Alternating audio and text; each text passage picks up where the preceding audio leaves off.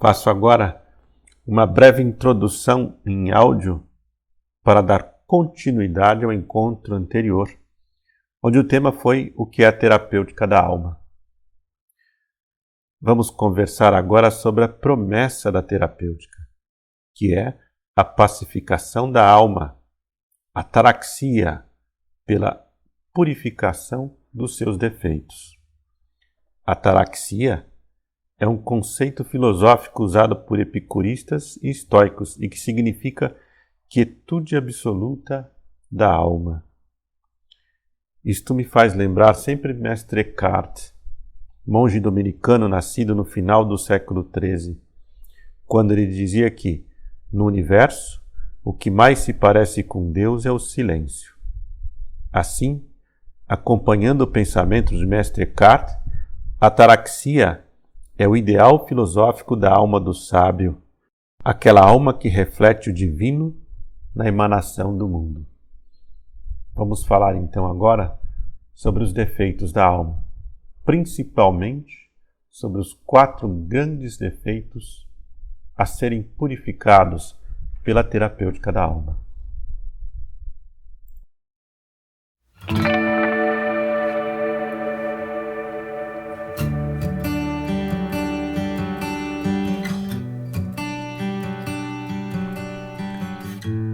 E o que pretende pacificar essa terapêutica? Ela pretende nos libertar daqueles poluentes. Ela pretende nos libertar daqueles poluentes mentais, daqueles defeitos que estão dentro de nós e nos impedem a realização plena da nossa vida.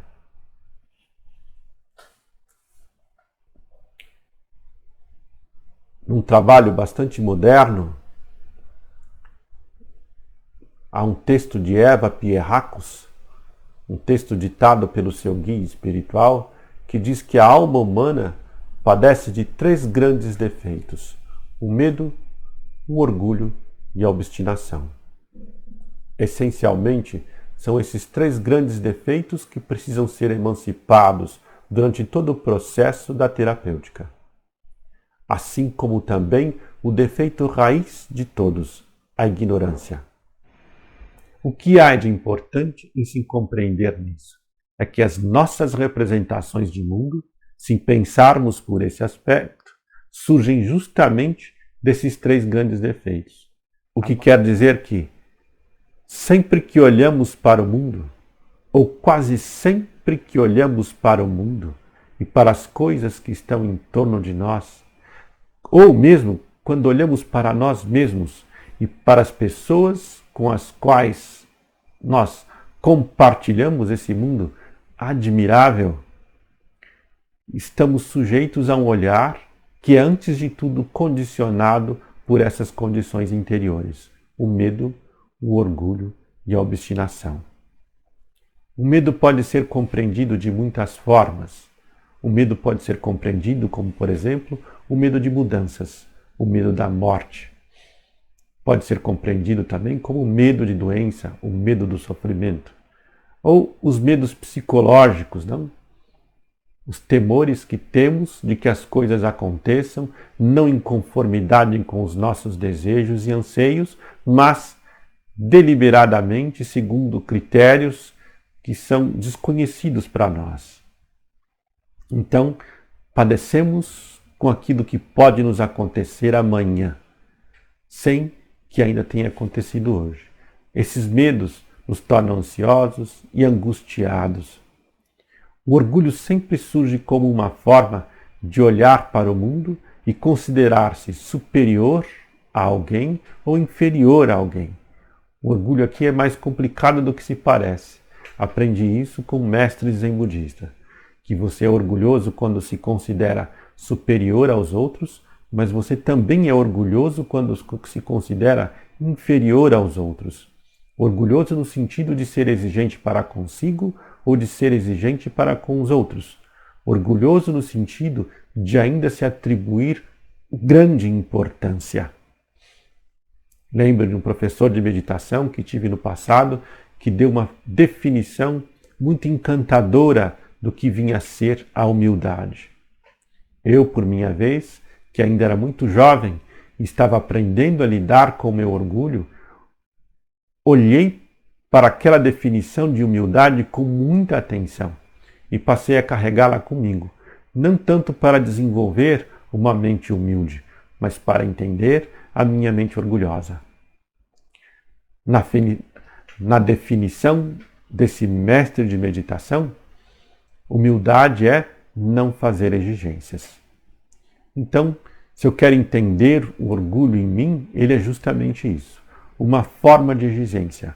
Uma forma de exigir de si, uma forma de exigir dos outros ou do mundo. A obstinação é quando tenho um modo de ver as coisas e não abro mão deste modo de ver, mesmo que isso cause grandes transtornos e sofrimentos, seja para mim ou seja para os outros. Hoje o mundo padece de obstinações morais, por exemplo, de critérios morais que pertenciam ao passado e que não correspondem mais à realidade com a qual estamos vivendo. Quando pensamos assim, nessa questão da obstinação moral, vemos que muitas pessoas no mundo tentam fazer com que a moral de sua religião, a moral do seu modo de pensar, a moral de sua cultura seja uma moral universal que sirva para todos. A obstinação necessariamente conduzirá a conflitos e conduzirá, sobretudo, a uma discrepância entre a minha relação e a relação com o mundo. As minhas representações não vão dar conta da realidade que se manifesta, não vão dar conta de compreendê-la. Veja que, embora estejamos representando a realidade que nos circunda, isso não significa que temos controle sobre ela. Temos um modo de vê-la. Mas, em geral, como acontece com todos nós, esse modo de ver a realidade muitas vezes não conjumina com o que exatamente está acontecendo. É daí que surge boa parte dos nossos sofrimentos, quando as nossas representações não dão conta daquilo que estamos vivendo. Isso nos leva a muita ansiedade e até mesmo um desespero, pois não conseguimos encontrar respostas plausíveis que nos conduzam ao bem-estar para as condições do mundo que nos circunda.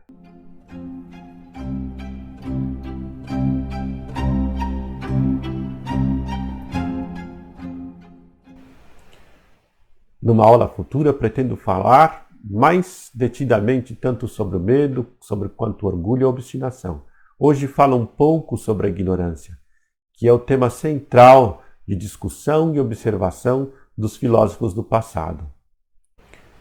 Digo isso a partir, por exemplo, de Sócrates.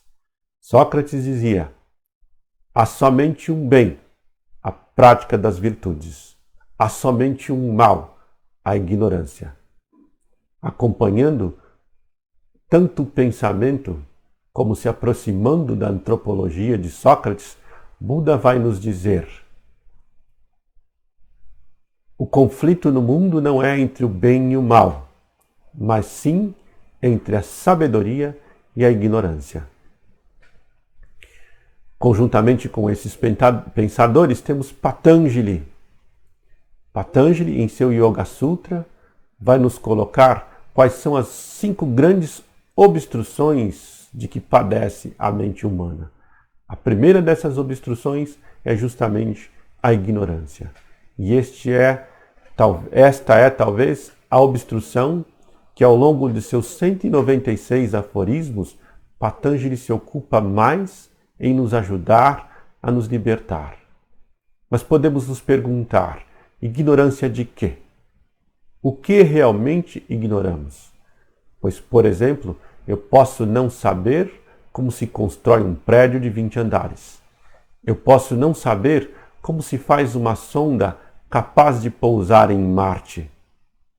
Eu posso mesmo não saber como pescar, que é aparentemente uma coisa simples. Sou ignorante nessas coisas. Mas a questão essencial é não saber construir um prédio, mandar uma sonda para Marte, construir um foguete que vá para a Lua, ou mesmo pescar, me torna infeliz? Por não saber essas condições, sou uma pessoa entristecida? Creio que não.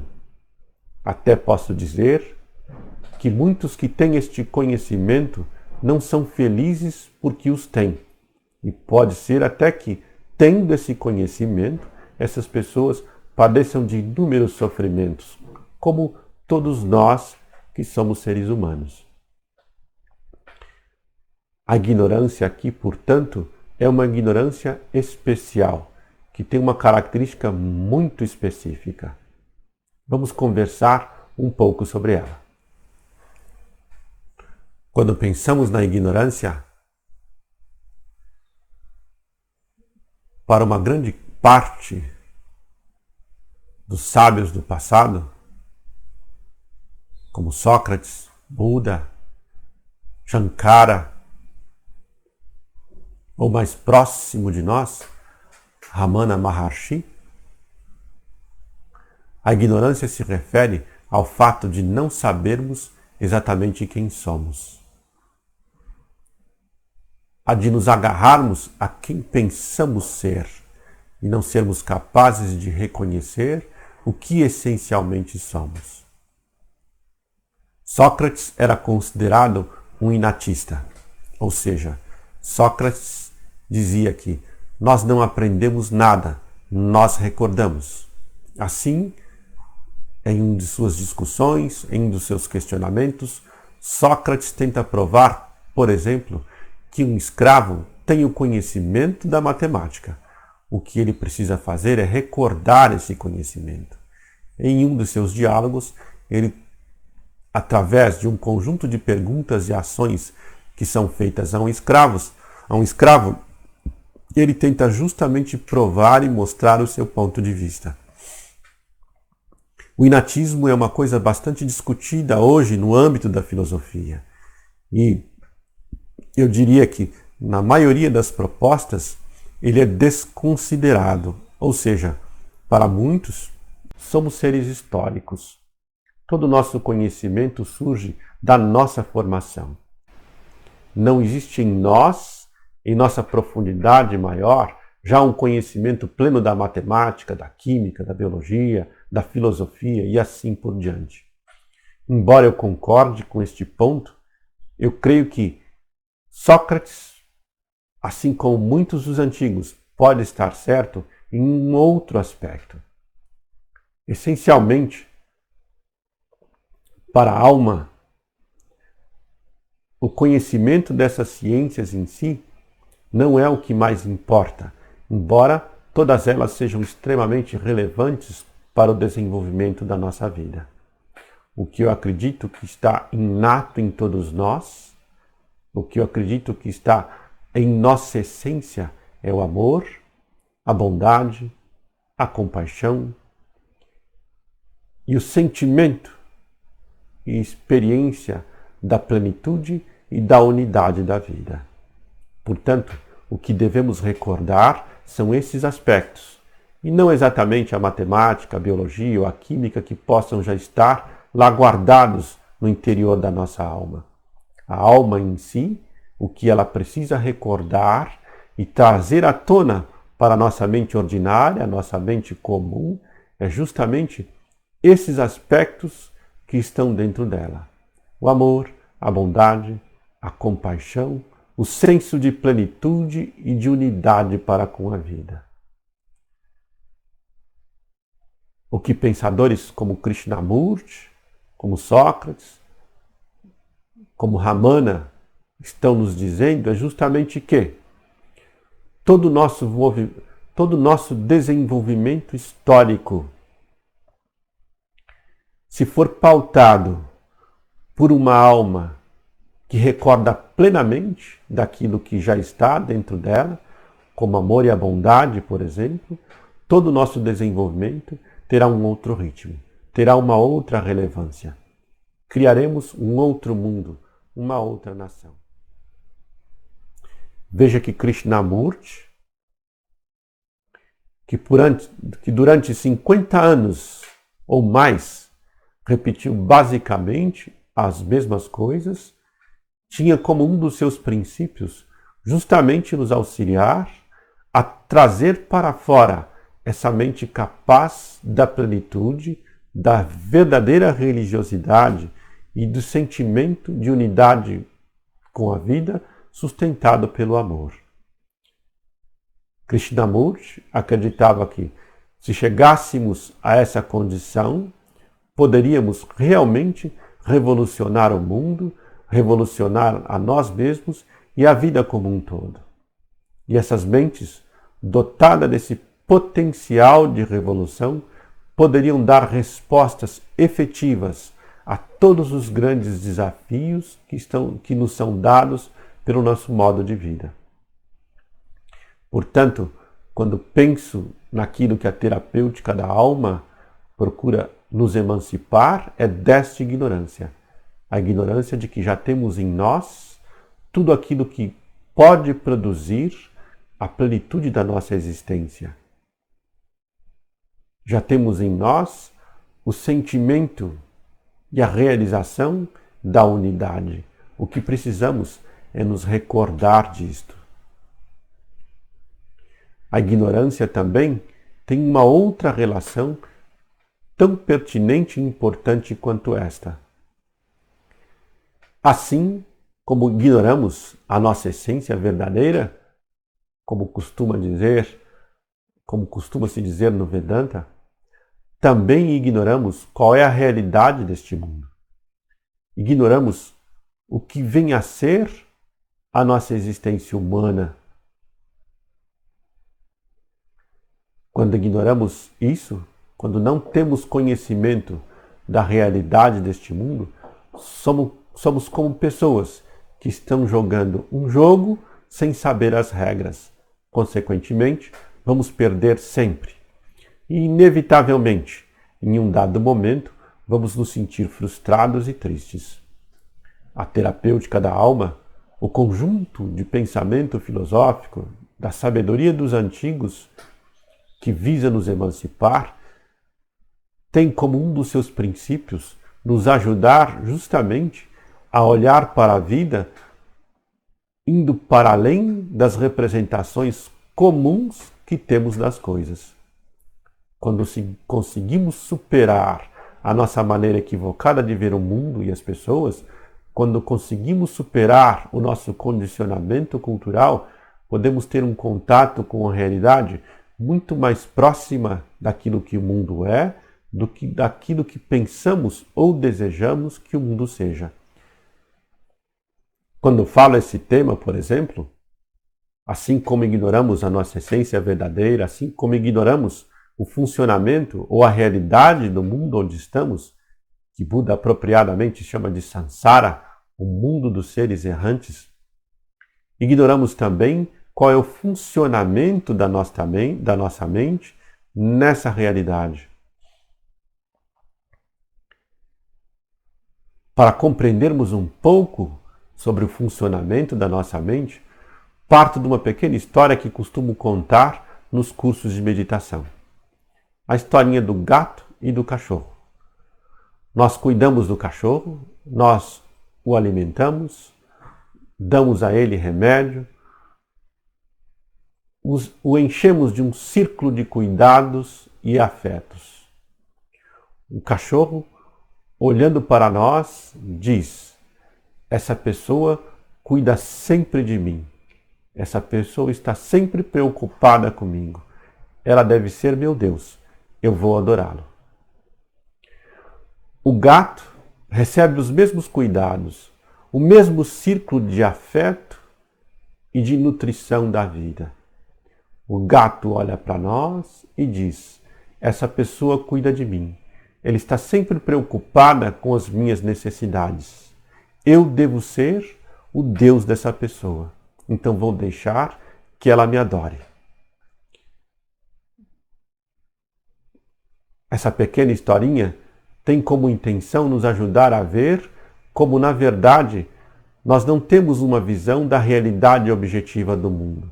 Nós a representamos segundo aquilo que está dentro de nós, segundo o nosso condicionamento. O gato e o cachorro recebem cada qual a mesma porção de cuidado, a mesma referência de afeto. No entanto, tiram dessa experiência uma interpretação inteiramente diferente. Nós somos assim. Estamos sempre interpretando o mundo segundo aquilo que está dentro de nós e não aquilo que achamos que pensamos. Marco Aurélio, filósofo estoico do período romano, dizia que não são as coisas que nos afetam, mas o juízo que fazemos sobre elas. Os estoicos já pensavam sobre essa questão das representações e da necessidade de mudarmos a visão que temos distorcida sobre nós mesmos, sobre os outros e sobre o mundo, para que pudéssemos alcançar a felicidade e a plenitude que desejamos e nos libertar do sofrimento.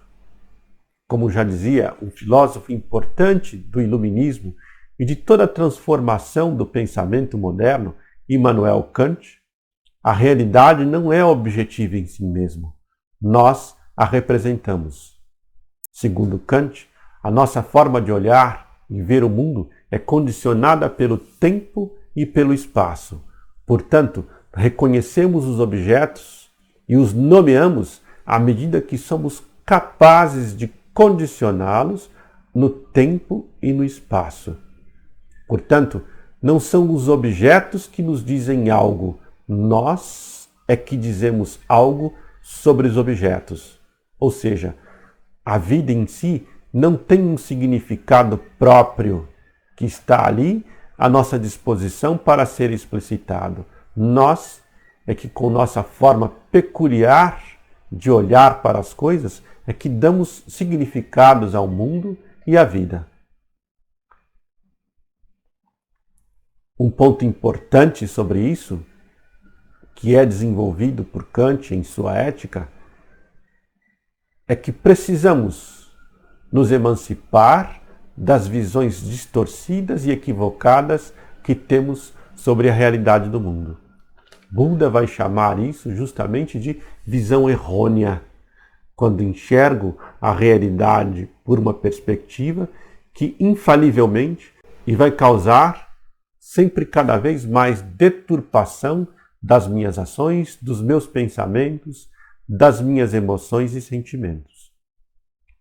Portanto, uma das ignorâncias que a terapêutica da alma visa nos emancipar é justamente essa, de como a nossa interioridade está eivada de condicionamentos que fazem com que a gente enxergue a nós mesmos e a realidade de tudo que nos envolve por uma visão excessivamente distorcida e inapropriada. O que os antigos estavam nos propondo, através da formação filosófica, é justamente a conformação de um novo modo de olhar o mundo e a vida. Chegando ao fim desse nosso encontro, e para que tenhamos um pouco mais de compreensão sobre o tema, costumo dizer nos meus cursos que existem 3 tipos de pessoas no mundo. Aqueles que querem ser felizes, esperando que o mundo mude. Aqueles que querem ser felizes tentando mudar o mundo. E aqueles que querem ser felizes trabalhando sobre a sua própria interioridade, tentando mudar a si mesmos. Para os filósofos do passado, os enganos surgem justamente quando esperamos que o mundo mude ou nos esforçamos para mudar o mundo. Pois, a partir dessas 2 condições, tanto a decepção quanto a ansiedade e a angústia são inevitáveis no âmbito da alma. Podemos compreender isso através dos versos de um poeta e mestre budista chamado Shantideva. Shantideva escreve: é possível que eu cubra a terra inteira com couro para que, onde quer que eu caminhe, eu não fira os meus pés? A resposta óbvia dada pelo mestre Shantideva é que não. Então Shantideva nos traz outra pergunta. É possível que eu cubra os meus pés com tiras de couro para que onde quer que eu pise, eu não os machuque? A resposta de Shantideva é que sim, que é possível que eu faça isso. E o que Shantideva está tentando nos dizer com esses versos? Ele procura nos orientar para a noção de que o trabalho efetivo, que aquilo que realmente pode nos transformar e dar resultado, é quando efetivamos a nossa transformação interior. Tentar mudar o mundo ou esperar que o mundo mude, costumo dizer que é como tentar fazer a barba raspando a imagem no próprio espelho. É como tentar se maquiar ou se pentear, penteando a imagem que está no espelho. É impossível que o mundo mude e nos satisfaça sempre. Mesmo que façamos mudanças significativas no mundo, cedo ou tarde, essas mudanças redundam em algum tipo de frustração, pois tudo se move o tempo todo. Uma das questões que mais reconhecemos e mais recusamos no mundo é a impermanência. Tudo está em movimento o tempo todo, ou na definição budista, todos os fenômenos compostos são impermanentes. Portanto, uma das questões da sabedoria dos antigos não é nos fazer transformar a aparência do mundo, mas nos ajudar a modificar as condições da própria mente. Eu te convido para estar nesse curso com esse intuito, não como aluno, mas como filósofo, como aquele que se aproxima da sabedoria no interesse, na vontade e na busca de um modo de vida mais significativo e realmente capaz de dar conta de todas as demandas da existência humana. Até a próxima!